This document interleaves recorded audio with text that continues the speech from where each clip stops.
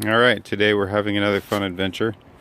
We're installing a 125 milliliter oil cooler in a Hawk 250. So, unless you can read that, these are probably not going to be much good to you. There are some pictures though. You're going to have the oil cooler. This is in pretty rough shape when I got it. There are some dings. Let's see here. There are 4 bolts, 4 washers, 4 nuts, a tightening tool. This is the 34 millimeter adapter that goes in where the oil filter goes, the screen. And got some writing on it. I believe it goes up and down. This is the filter that goes in line with these two. This is the way the filter went in, like that, and the cap goes on there. I'll give you a couple of these extra washers. Not sure. I'm just gonna wing this. So I just warmed my bike up for 5 minutes, and now I'm gonna drain the oil. To do that, you're gonna need a very large socket. If you haven't done it before, it's 24 millimeter. The size of these bolts, roughly 3/4, and these are 10 millimeter. So I'm going to try to attempt to install this on my frame. Since my fender has been dropped, it should create more airflow, and it won't get in the way while I'm turning. I'll probably have to relocate the horn, or at least flip it backwards. Alright, let's get to it. Okay, you're going to want to remember to bring gloves for this little project. This is how it came out, just like that, so it is under pressure. Make sure when you drain it that you do not lose your cap, spring, or filter. This is a seal, and there it goes. This is about how dirty the oil is after 500 miles. Hopefully we're going to improve this. We're going from 1 quart of 1040 Valvoline motorcycle oil to 1.5 quarts.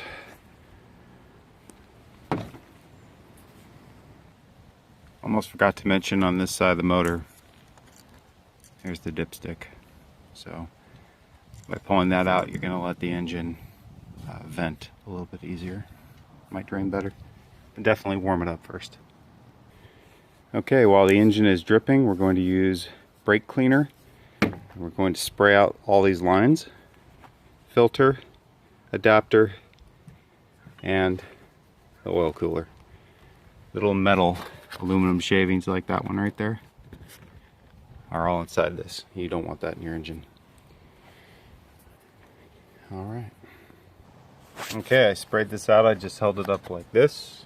Put the spray nozzle in that end. Shot out this end. I did it a couple times. Removed the O-ring on this, sprayed this off, sprayed that off. I left alone the rubber parts. Alright, so an 8 millimeter, took this bolt off right here, flipped the thing around, put it back in. Make sure not to strip it out. It's pretty soft metal. Alright, so as you can see, I got a line right here I'm going to have to do something with because it's hitting. But I wanted to keep it fairly high. I'm going to have to undo that buckle right there. We'll see. So I got this off of eBay. It shipped from Hong Kong. I believe it was $59 plus like $1.40 to ship it. It's crazy. It's like half the price of the one on Amazon, but they're identical. The most important thing is obviously the 34 millimeter adapter. Alright, here's the fitment. What you're going to do is take one of these bolts and put it on this clamp right here. And you're going to want to feed it through the rubber grommets. Put a washer in there, tighten it down. Don't tighten it too much. Do the other side, try to get the lengths about the same. The top is hard to reach. You're just going to have to fiddle with that until you get it. And the length, it goes actually in this slot. There's like a lower frame back here. There's a lower frame back here and an upper frame, and I put it right between them. Fits perfect. Barely enough bolt. And obviously this is a vacuum system, but you're going to want the fittings at the top. So there's that. I haven't tightened it down yet. I'm going to wait to do that.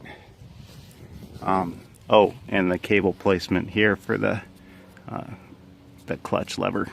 I just moved it to the side there. It's kind of resting on that, so it's not touching the exhaust. That's important.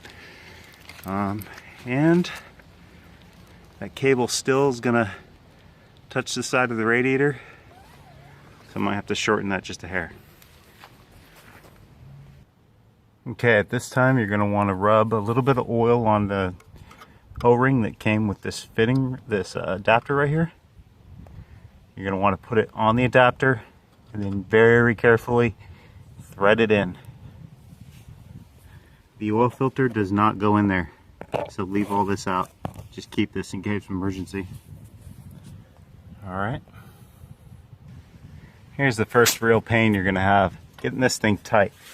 The tool that it comes with only fits in there from about here to here, and then you flip it around and it hits back here. So I kind of used my needle nose in those two slots, rotated it as best I could, and then snugged it up with the tool. You're gonna have to keep an eye on this to make sure you have it tightened up that it's not leaking. All right. Okay, so I've started with these hoses now. I put one of the washers below it, one above it, the large bolt clean through, the longest hose farthest away, and the shortest hose here. Now you're going to have two short hoses. One of them is going to have this extension on it. That goes down to here. The other one gets bolted here. And I've seen in pictures that they tighten this stuff down and then they use this to fill the cooler with oil. And I believe it's half a quart, 125 milliliters. Since I can't really read it, I don't really know for sure. But I have read and watched some videos, and they said that it increases their oil to about a quart and a half. Now, the engine actually holds slightly over a quart. There's always some left over when you're draining. So I would say start filling the oil cooler, put a little less than a quart in the engine, run it for a while, let it cycle through, and then look at the window on the other side and add oil as needed, just to be safe. Another thing is, if you tuck it back here, you're going to have to put it in the orientation you want it to be in when it's done. So I tucked it behind the fender to protect it, and I put that one, obviously you can see that. So then I'm going to tighten this down, then I'm going to pull it out, fill it, and we'll see. Alright, when you're tightening these down with the 3/4 inch, you're going to be tightening it down with one hand. Use the other hand to brace this hose, because it's going to want to turn clockwise on you. This is all aluminum. Be very careful, or you're going to just split this and the whole thing's going to be totaled. So I made this hand tight. I'm going to run the bike after this is all done, see if there's any leaks, try to tighten it down a little bit more after that. Some people have had luck using thread lock. I'm not sure about how this is all set up yet, so I'm not going to thread lock anything just yet. Alright, when you're tightening down these 10s, your first instinct is going to be to really wrench on them. But remember, this frame's aluminum. I just held the back with my finger, and I have an extension. I put the extension on there, and I turned it till it was tight. This is something you definitely would want to thread lock when you're sure about the placement. Down here, socket won't fit on that, so I'm going to use my wrench. Alright, they give you this 20 milliliter syringe to put in the end of that. So I'm going to use that 20 milliliters at a time till I get roughly half a quart, maybe a little bit less. So thinking back on it, I totally could have just left this part off, put the oil directly into the top of this. Would have been way faster. You can get this to go faster if you press hard so it doesn't leak out of that.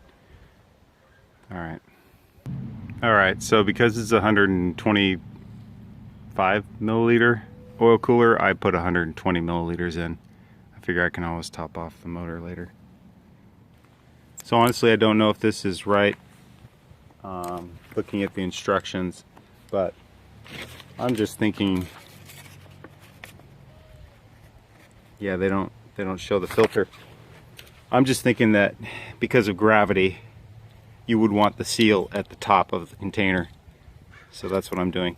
And I actually used this tool, and I put it in one of the holes, and I braced it on the outside, and then I put a 13 millimeter and tightened it down. So now I'm going to do the other side. And just to show you again, this is how the filter goes. You can see that filter right there. Goes like that. And then goes into there. Okay. Alright, so that's together. And don't forget to lubricate your O-ring on the inside of this before assembly. And now I'm ready to do that.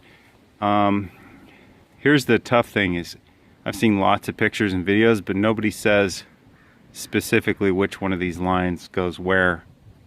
One's in and one's out. So I'm guessing the oil comes into this line, circulates, and then comes out through this.